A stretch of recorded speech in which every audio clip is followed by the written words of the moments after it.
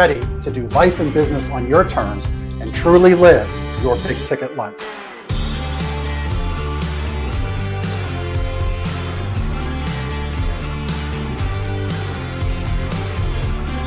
You either make excuses or you choose to level up. What amazing guests living the big ticket life. Woo! Woo! Brandon Brittingham. Appreciate you having me here today, man. It's that kind of discernment, that kind of focus, that kind of forward thinking that's so important if you're going to succeed in business today. Jeff and I are like friends. We're real friends. We are And so you unlock fortune and freedom without all the stress that normally comes along with it. It all comes down to your why. You know, your business, why are you doing it? You know, how is it going to change the world and what's it going to do for your family? I want you to celebrate your success. Talk about the struggle, but I promise you, the story is in your struggle. They'll never be able to say that about me because people only see me working hard in anything that I'm doing whenever they see me. Focus on your success and the success of those around you. But being that constant in your community, good or bad, whether things are great in the community, bad in the community, who's steady? Unapologetically do business and life on your terms and truly live your big ticket life. What amazing guests living the big ticket life. And we discuss how they do it and the big ticket methods they use. The things that make your life successful so you do life and business on your terms. In and of itself, the only limitations that we really have on ourselves is the ones that we allow to be put on ourselves. And most people don't look at it in that perspective. There's nothing wrong with being humble, but there's also nothing wrong with stepping into your superpower and letting people know who you are.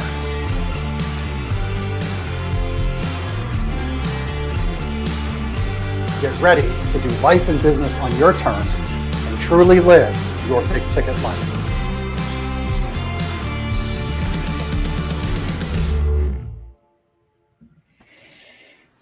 All right. Well, welcome back to the show this week on the Big Ticket Life. I'm very excited to have Kendra Pink here from the Pink Noise Project. And I want to jump right in because I asked her in the pre-show, explain how you chose your company name. First of all, I love when companies get to have like 3 letters in their website domain because like those days are gone. So her site's pmp.works. You can connect with her there. By the way, if you want an example of how to write really good bios and descriptions of what your team does and how they help, her bios are really great. So just a little shout out right there. But Kendra, welcome to the show. Hey, Jeff. Thanks for having me and the accolades. I appreciate it. Yeah. So why don't you share with everybody listening, because there's a little lesson here in how you chose to name your company. And I think we can begin our conversation around it. How did you choose to name your company the Pink Noise Project? It's a great question. And honestly, I don't get asked it very frequently. So I appreciate you being in. So everybody's familiar with white noise. It's the thing that we listen to help us go to sleep at night because it helps everything blend in. And it really, it mutes everything around us. So pink noise is actually also a frequency very similar to white noise, but it's different in that pink noise is a frequency that is of signal rather than of blending in or making it become muted or undiscernible. So pink noise is about discerning the difference between the signal, the important things, measuring what matters, and the non-important things, the noise. So Pink Noise Projects is all about looking at the things that matter, pointing your focus there, and forgetting about the rest. Yeah, I love that. And I mean, it really kind of frames, I think, our next little part of our time today. Do you think it's fair that many, I'm not going to say all, I try not to say words like all and everybody because that lumps everyone into one pot, right? So I always try to say some. I think it's a really good way to have conversation with people too, as just a little aside. But you might be able to get your point across differently, because maybe the person you're saying that to doesn't agree. But I think some companies really get focused.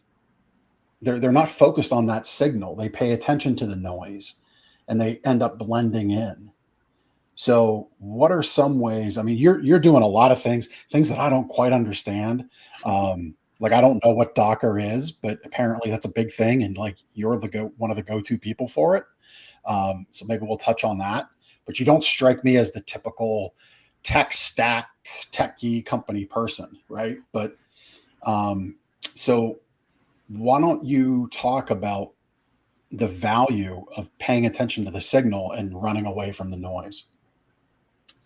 Yeah. Well, Jeff, it's really about being able to understand and identify the one thing that is your differentiator. So when you're saying, hey, some companies really, they have a hard time standing out. They look like everything else. We oftentimes benchmark ourselves against, hey, the guy down the street, that company is doing this. I'm going to try that. They put a sign out on their store. I'm going to do that as well. And I think that when you tap into the core, the values of what your organization really exemplifies and lives for, and you understand how to communicate those values in a way that is authentic and true to yourself, then you're going to be connecting with the right partners. You're going to be connecting with the right customers. You're going to be connecting with the right clients that is going to be bringing you abundance. It's a great partnership that everyone grows from. Everybody is going to be able to benefit from. And it is a different mindset. It's different than the scarcity model where if you get something, I'm going to get less. This idea of like a finite pie where if you have a piece, then there's fewer pieces for me. Right. Yeah, that scarcity mindset goes right in the face of what we're doing today with our money supply. We just print endless amounts of money. So it's really easy to have an abundance mindset when you just consider that. And even if we weren't, there is a ton of opportunity out there for all of us. You touched on something that sparked a memory in my mind about chasing what the competition is doing down the street. And maybe your down the street is online. Maybe your down the street is across the world, right? We live in that kind of a society today. One of the businesses that I'm in and that I own is the mattress industry. And there was a time, this goes back maybe 10 years now already, maybe even more. There was a large regional chain in the Northeast called Sleepy's, and their print advertising was what some might call ugly, right? It was dark backgrounds and pictures. And if there was a free square inch of space, they shoved a picture of a headboard in there or a coupon. And they did this for years and they grew. And then one day their ads looked very pretty. A lot of white space, professional, super professional. You could tell they spent money on photography for themselves because it wasn't the same old vendor images that everybody else had. No one asked the question why. Everyone just did what they did. So they mirrored them with the ugly advertising, let's say.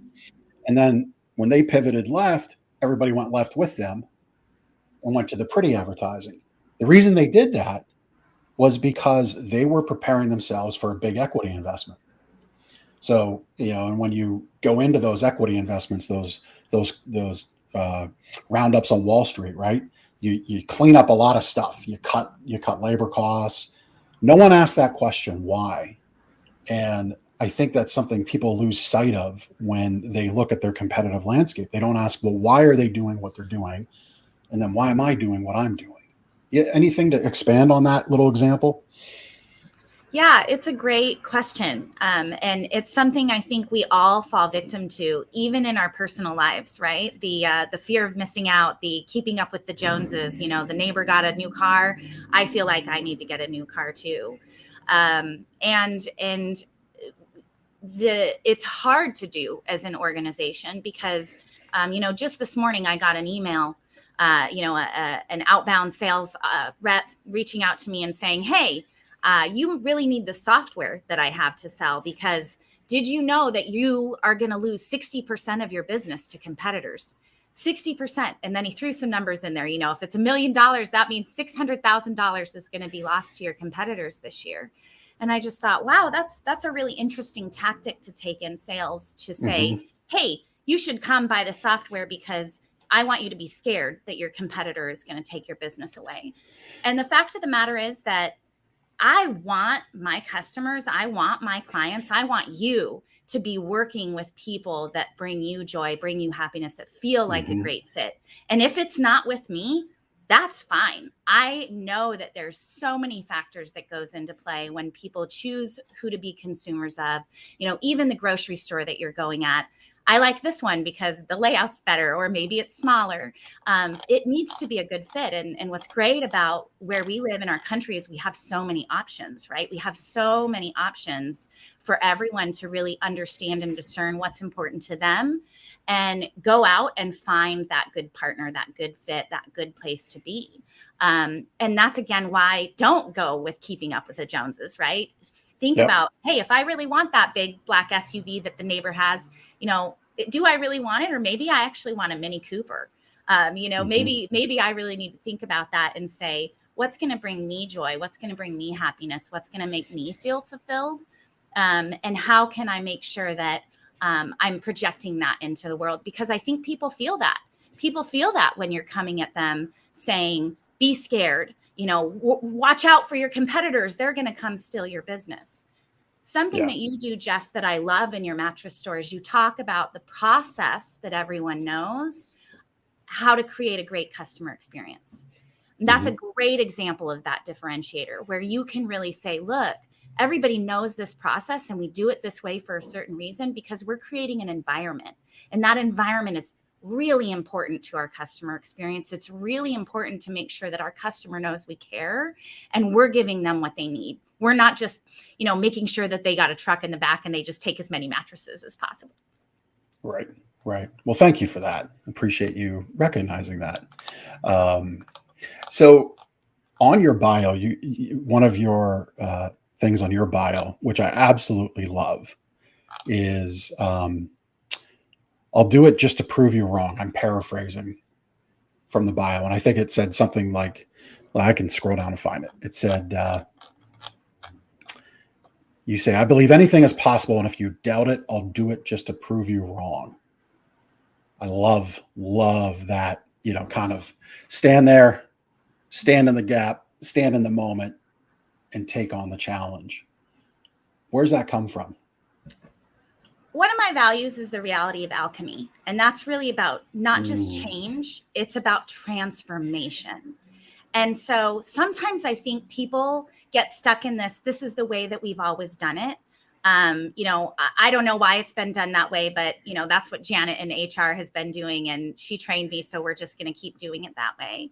And I love to step into that place and show people that you can do things differently, that sometimes just being able to see that experience can give you the hope that, oh, okay, we can change. We can do things differently. We can step into the unknown to reach for a brighter future. And I think that I want to make sure that I can help people see that hope and capture that hope and that possibility. So when people say we can't do something or, we've never done it that way, I say, great, let's try. Let's go ahead and try it. Let's see what happens. And maybe it'll work. Maybe it'll be great. Maybe there'll be great success here. Maybe it won't. And if it doesn't, we've still learned something. We've learned something about what doesn't work. We've learned something maybe about ourselves and about our relationships with others. Yeah. I love the word alchemy. It's in my office downstairs. I have a hat that I got as a gift. I forget. It was some group, paid group that I was a part of. I participate in a handful of those at any given time. And it came from one of those groups. And it's got Alchemist at the top embroidered on it. And it sits there at the top of my monitor to the right of it. And I often look at it and it's just what I'm doing. So I love that line of, if you doubt something that it's possible, I'll do it to prove you wrong. I mean, and I love how you described it, right? It wasn't like, I'm going to do this and then point at you and say, see.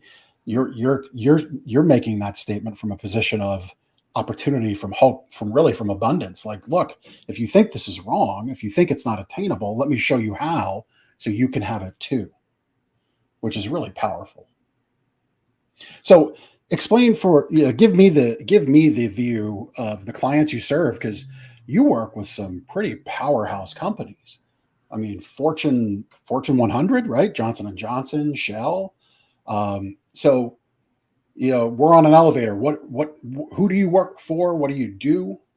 Share that with our listeners. Yeah, that's a good question. And sort of the cliff notes is we're systems designers. So when you think about a system, think about your body. You've got a heart, it's a specialized function. It pumps blood. Blood gets oxygen to different parts of your body. That oxygen's coming from your lungs. So organizations are the same way. They have systems. And a lot of times those systems we just don't even look at. These are discrete functions. So that's that specialized blood cell or that heart tissue or that lung. And they all work together to keep the organization healthy and whole. Right. Great organizations that scale really well, companies such as yourself, with the mattress company that have good processes in place, that's part of the overall system. So what we do at Pink Noise Project is we help design systems around revenue. So revenue is really just a resource. It's the resource that allows you to hire, it allows you to grow, it allows you to invest in yourself, it allows you to invest in your community. And so revenue, we look at it from a place of abundance to say, hey, there's a lot out there. If we have a great system to understand what you're doing, how you're marketing it, how you're taking it to market, how you're bringing your customers in, understanding who your customers are, how they want to buy, where you're meeting them, and then spitting that out at the end of the day to say, look, this is how much money we made. We can hire more people. We can reinvest in our product. We can do greater things in our community and refresh the local baseball field. So what we really do is really look at how do all those discrete systems and functions within an organization, your marketing team, your sales team, your customer service team, how do they all work together around a single unified view of your customer, who you're serving, who's important to you as an organization, and ultimately ends up being the lifeblood. And we do it in a way that is really centered around the people in your company, because ultimately they're the ones that if you have a bad environment to work in, you're going to go home and you're going to have a hard time with your kids. You're going to have a hard time with your partner because you're bringing that work home with you. But if you can go to work and you have the information that you need and you're working in a collaborative, highly oiled environment, then you feel activated. You can bring your creative self to work. You can bring your passionate self to work and help an organization stay on the cutting edge by bringing that innovation to the table. Yeah. Love all of that. So there were two things that I really grabbed onto that I think can carry us quite a ways in our time together. First one, systems, right? A cohesive system to have that holistic, true operational view and opportunity around the customer. So for most people listening to this, you heard marketing and sales, right? And this is like the age-old conversation. The sales team says the leads are bad. The marketing team says we got the leads, right? So from your experience, from your view, I don't know that we're going to solve this today, but geez, if we do, we got to do it. What's your view on solving that breakdown, right? Because that's a big one. The bane of a business owner is marketing, and then managing the sales team, managing the sales process is also very difficult for most. How do you see making them more cohesive, making it work together? I love this question because honestly, this is where 90% of our clients come from. They are having this problem, the marketing and the sales conflict. And the truth is, they're two sides of the same coin, right? They're part of that revenue system. They're part of that revenue stream. And if you think of marketing as your brand and your value in the marketplace, your ability to communicate, sales is realizing that brand, right? It's saying, hey, marketing is giving you a process. Sales is a promise. Sales is executing on that promise. And then your actual experience with the customer, once they've executed that sale, is delivering on that promise. And it's a feedback piece. And this is a huge component in systems, right? You got information coming in and you have information coming out. And so oftentimes what's missing between the sales and the marketing team is that feedback. Marketing says, here's the leads. Sales, I gave you 100 leads. Sales says, none of them worked. All of our revenue is coming from outbound efforts, from referrals. Right.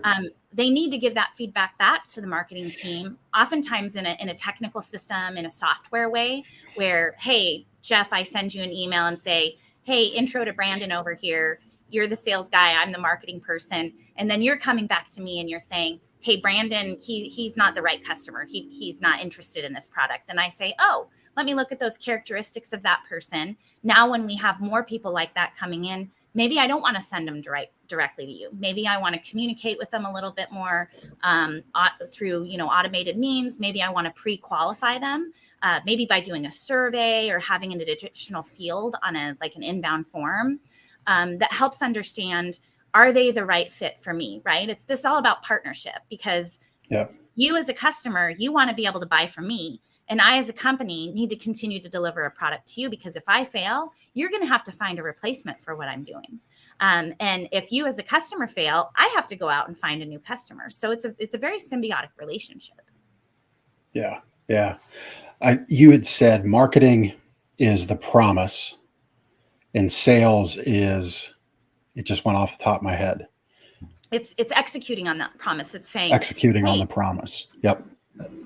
Yeah, I love that. So for me, the folks that I work with in the industry, outside of the industry, I often say, if you're selling the way you did 5 years ago, 10 years ago, if you're selling the way you were 15, 20 years ago, if you're using those older methods, you're not in a position of affirmation today in 2023 and forever forward.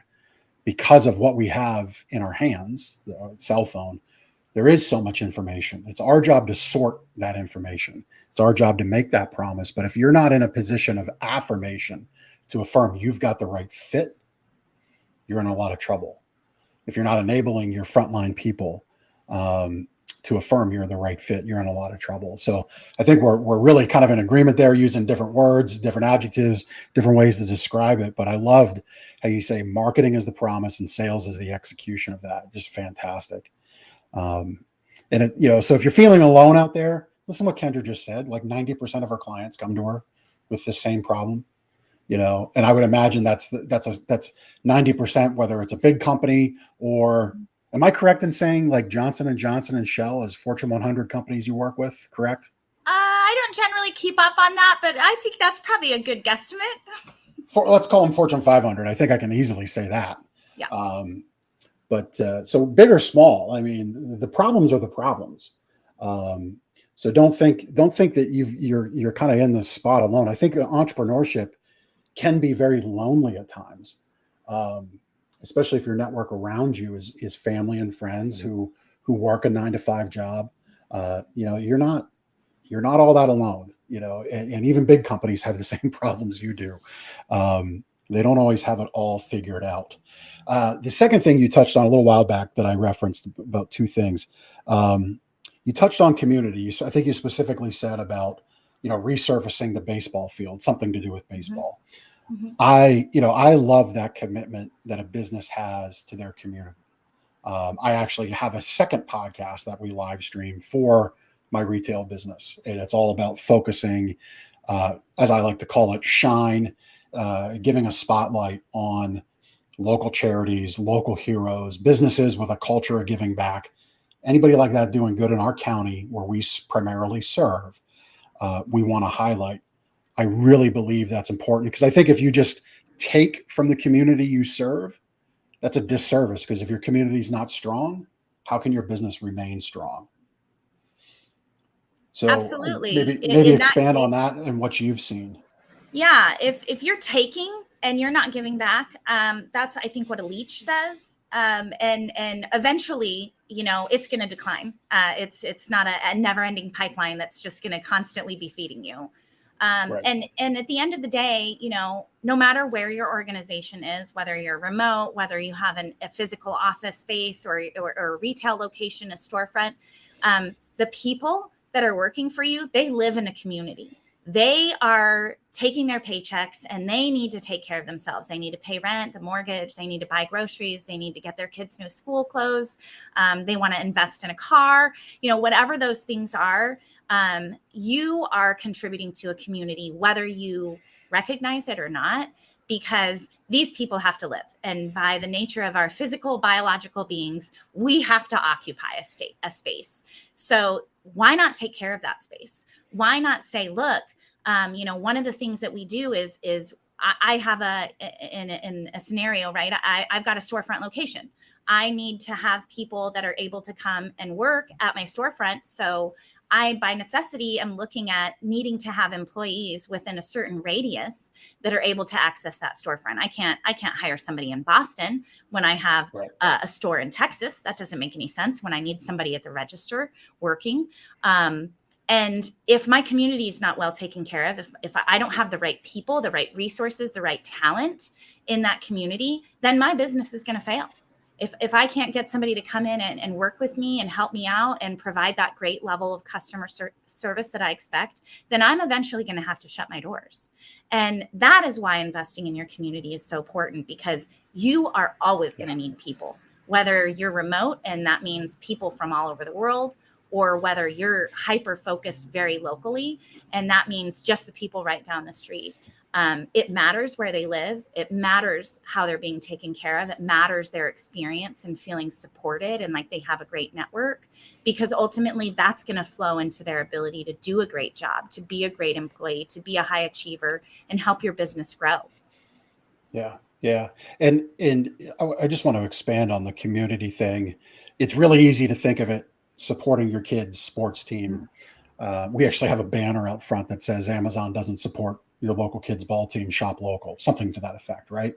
So it doesn't, I want to just put for people out there listening and watching, think about community. So as an example, I use a couple VAs, they're Philippines based. I invested back in those VAs. There was a course on entrepreneurship that I spoke and participated in, and I bought them tickets to that event so they would have the recordings to access for life. And to me, that was an investment in them, because both of them are on their own entrepreneurial journeys. One of them's a single mother, just starting out in that career, and she's very good. She's very dedicated, but she needs some alternate resource material. And that's a way to think about community. If you're in the tech space, if you're in the global, where the global marketplace is your market, is your community, really think about ways you can give back. Like, are there ways you can offer some free information, some free coaching into those spaces? Just expand the mind around your local baseball field, right? I'm kind of pointing because literally right out that window is a local baseball field in my town. But think about that. I mean, do you have any thoughts on the global community aspect of things, on ways people could give back that way? Yeah. So actually, Pink Noise projects last year, about 40% of our resources were dedicated to pro bono nonprofit work. So for us, that's really important. I think a lot of times we forget that nonprofits have systems and technical needs. And sometimes they're so focused on their mission, which is feeding the hungry, housing the houseless, helping those in disadvantaged economic situations get back on their feet, that we forget if their organization ran more efficiently, if it operated more smoothly, they're actually able to stretch the dollars that they have. They're actually able to reach more people in the market and more people to actually impact the community and serve their mission. And so that's the way that we really think about giving back in our community, is we have these special skills. I love that movie with Liam Neeson where he calls him up and he says, I have a very particular set of skills. Because yes, I like that movie too. We have a very particular set of skills, and we want to point those in the right direction. And that is, in all markets, in all areas. It's in our government sector, not just in our private, tech startup kind of spaces or these big corporations. It really is across all industries and avenues, can benefit from more efficient systems, better operational practices that help them understand what are they doing well, what are they doing in areas that they can improve on, and how can we test and iterate to say, we measurably improved. Not only did we serve twice as many people this year, which is an easy metric to measure, but maybe we shortened the time that it took to serve someone from 3 months to 6 months. I mean, if you're a houseless person, imagine what kind of an impact that would give you if you had to be on a waiting list for 3 months before you could even meet with someone. And now we've been able to chop that in half. So those are great ways where you can impact your community, great ways where you can think of how systems make a big measurable impact in how we live and work and play. Yeah, I love all that. And that number 40% strikes me. I mean, kudos. That strikes me as a large, you said, so 40% of your, just clarify that number for me again. Yeah, so 40% of our operations right now are dedicated to the nonprofit space. That's, I mean, that is very commendable. I've not heard a number like that from anybody. So that's really Thanks, great. Jeff. We really actually, you know, are working on a really unique sort of model to partner with founders or foundations and grant makers who want to help invest and make our nonprofits better. So that's a way that we can really help augment and bring these nonprofits the resources that they need. Yeah. So those listening and those watching, there's a number. It's a number. Okay. 40%. It doesn't mean it has to be your number, but your number shouldn't be zero. So, you know, you have an obligation to your company, to your employees, to your customers, to your family, also your community. And that's a heck of a number. And I'm going to push to reach that number personally. That's big. I like that. Why is, on the note of giving back? So I see Autism Society as one of those groups I would imagine you work with, do work for. We had a previous project with them as they were kind of revamping their systems and saying we wanted to reach the right people at the right time with this important message and the resources that we have for families and individuals that have autism or are neurodivergent. Yeah. Yeah. That's one of those things. I look at children with autism and, cancer's up there, but autism is one of those things because I have a friend whose wife works in that space. And it's just one of those things where to me, it's just such an awful thing to be given in life as a child, a young adult, an adult. It's almost like you're kind of trapped and just seems so unfair. Was there any reason you were specifically attracted to that? They just kind of got on your radar because of your company ethos? That's a good question. So, Jeff, I'm actually neurodivergent, and I spend the large part of my life up until, my early 30s, not knowing this about myself and really not understanding why I had such a hard time connecting with people. Why do I always feel not seen? Why do I always feel like I can't connect with people? I can't communicate well with people. So going back to community, it's all about having the right systems and the right support in place. It's all about being able to meet people where they are. I have my youngest daughter, Evelyn, and she's very sensitive to different types of materials on her skin. She only wants to wear certain clothes and certain kinds of materials. And so understanding that, I'm not like angry, get ready for school, just put your pants on. Why don't you do it? I have to kind of walk her through it. Oh, are they too tight? Are they too stretchy? Are they itchy? Do you not like them? And kind of help her identify what those characteristics are so we can find a solution.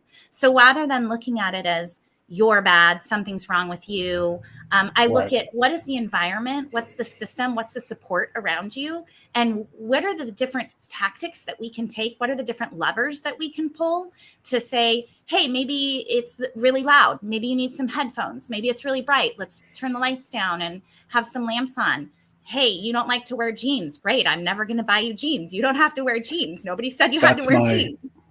That's my teenage son who I'm hearing is he's now soon to be 19 next month. And he's entered the workforce and actually working up as management in our local Chick-fil-A.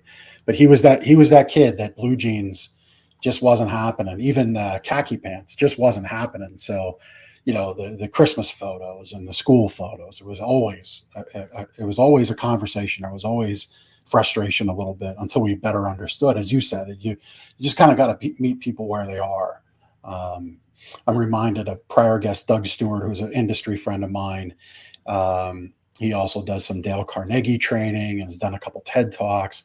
He's dyslexic and freely shares that. So I'm not sharing anything that I shouldn't. I always kind of like to preface that in the moment. But, he talks about neurodivergence quite a bit because for him, companies he's worked with in the past, their expectation is this. He's like, well, listen, that's a very valid expectation. I can't give it to you. And here's why. But here's how I can work with you. And kind of once we set that table with one another, I think life becomes so much easier. Thank you for sharing that, that you're that connected to the reason why Autism Society was important for you. A couple other things you've said, either on your site or the information we gathered prior to our show. You focus on intended consequences through the value of revenue. And actually, before you answer that, you have a different approach to money. I can tell, like you have a different theory about it than most. And I think it's important for people to hear. So how do you view money? What's your theory on money? It's a resource, it's a reflection of value in some cases. Mostly I like to think of money as flowing to me and through me, because when I'm successful, I can share that success with others. It's something that just even thinking about it really touches my heart, Jeff, honestly. I think so many of us look at this from a place of scarcity, from I don't have this, I'm lacking this. And our structure and our culture and our systems are not really designed to help people understand that money is a lever. Money is only a lever, and you can push and pull and twist and turn, and you can do different things. But all of that requires intention. It requires focus. And if I don't think about it, and this was me, in my early 20s, I said, I don't want to think about it. I just want to swipe my credit card. I don't really want to think about what I'm accumulating and how or if or when or why I'm going to pay this off, because it feels good to spend that money now.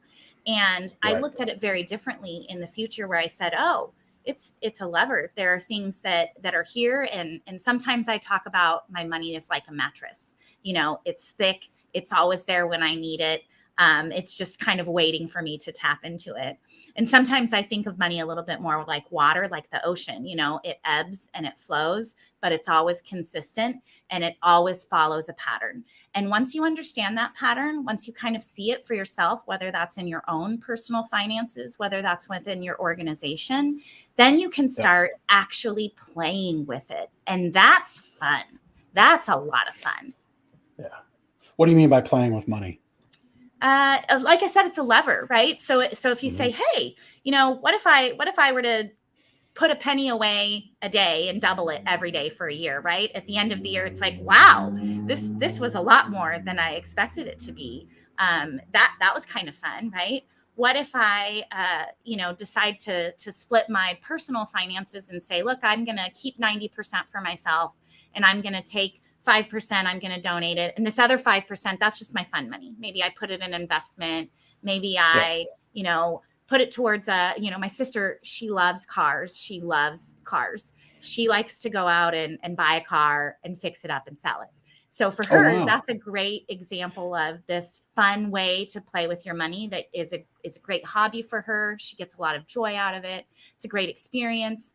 And it's fun. I mean, think about money is freedom. With money, you can buy time, you can buy vacations, you can buy experiences, and you can invest in things that matter to you, like your children's education, your VCs, you had mentioned in the Philippines. You can invest in other people, and that's fun. That gives me a lot of joy. Yeah.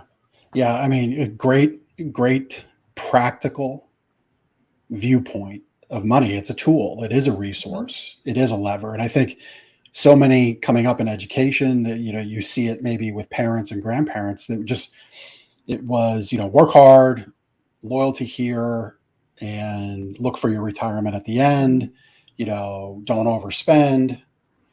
There's a lot of limiting belief around money, and you have to respect it. Money, I think, is a spherical Karmic thing. If you don't respect money, as you referenced in your 20s, you didn't want to worry about paying the bill. But I bet you once you got focused on paying the bills got smaller and smaller really quickly. Absolutely. Right? Absolutely. and it felt so good. It felt good to say, I have been freed. I've been freed from this obligation. I've been freed from this responsibility to pay off this debt because I bought something I don't even remember what it was now. Right. And that's really what it was, is you're not burdened by that need to say, hey, I got something now. I got this immediate satisfaction now, but I'm going to be paying for it for a long time to come. Yeah. Yeah. Referencing my oldest son, I check in with him periodically. Like I know when he gets paid, right? And I know about what he makes each week. And he wonders how I know this. And I'm like, well, I ask the questions along the way and I just plug in what the equation says. You worked 50 hours last week, 30 hours this week, whatever it might be. He has I'm interested to know, what kind of cars does your sister work on? You're asking the wrong person. Okay. Are they like, American, like old, like Chevys and Fords? Are they like they're like BMWs? Fast sports cars from like the 80s, I guess. Okay, cool. Like maybe like a Nissan Z or something. That's cool. Okay. Yeah. I like old trucks, like especially Ford trucks. So he has a 95 Ford.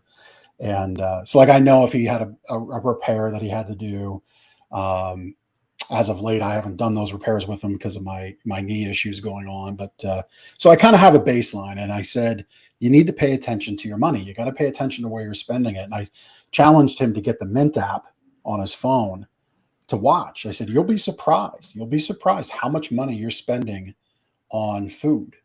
You're going to be very surprised. It doesn't surprise you now because I buy your food. But when you're outside of the house, you buy your food. And you're going to be shocked. And him and his brother are like these workout monsters. They're at the gym all the time. And what these kids eat in a day is shocking to me. But they say they need it and they get bigger and bigger and bigger. So I guess I believe them. I'm not one to speak on health and fitness for sure. They picked that one up on their own. But the thoughts on money are really smart. I shared with somebody, the SBA has a program right now. If you have like a 700 credit score, you can get up to 150 grand every 90 days, up to $450,000 in total, at something like a 5.5 or 6% rate. And I said, if somebody has a vehicle to invest that money within their business, or create investment through the business, and they can get 10%, 11% back, like through a real estate fund, that's a fantastic program. And the person I said it to, like, well, that's debt. I said, no, I know it's debt, but you're making money on the spread. It's just a tool. That's all it is. Now, of course, I say all this, you should check how those funds need to be used, because typically SBA has rules. Okay. Absolutely. But it's an example, right? It's an example. If you've worked for 10 years to establish a relationship with your bank, you could go do the same thing. And the bank's going to want to know, but they might have less rules. Again, it's an example of money as a tool, money as a resource, as a lever. So I loved your theory on it. So I'll go back to where we started. The intended consequences. You focus on intended consequences through the value of revenue. Let's unpack that. Yeah, I think that when it comes to money, sometimes we see the next paycheck. We see what's right in front of our faces. And it's easy to forget what happens 2 years, 5 years, maybe even 10 years down the line.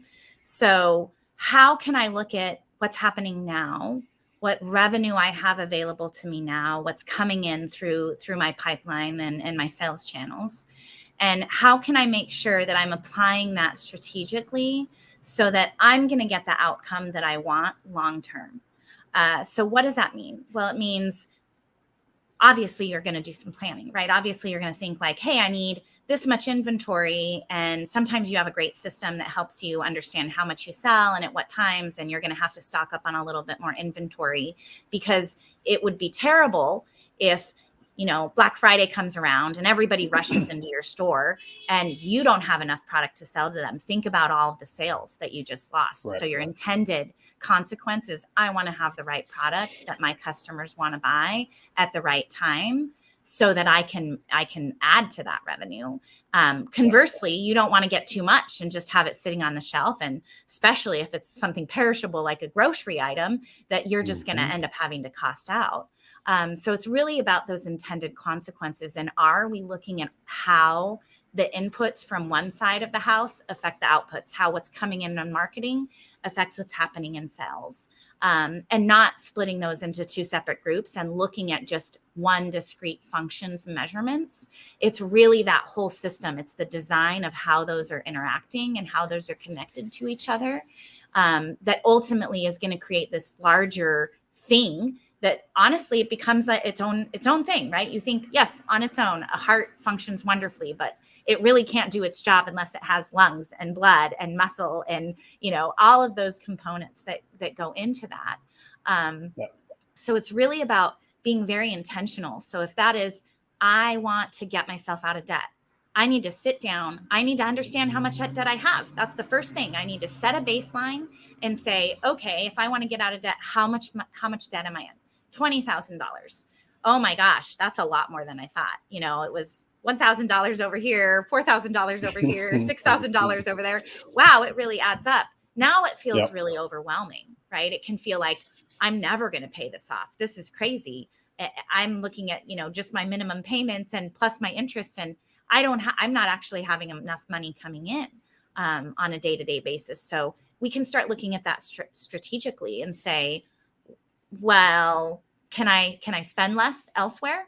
Can I make more money somehow? Can I work an extra shift? Can I maybe not go out to eat as often? So those are levers that you can push and levers that you can pull to look at what your intended outcome is. In this case, I want to pay off that $20,000 accumulated credit card debt because boy, is that going to feel good.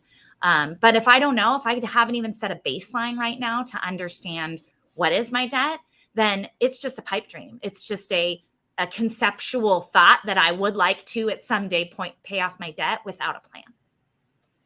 Yeah. Yep. There's a lot of folks that don't commit to that because they're fearful of it.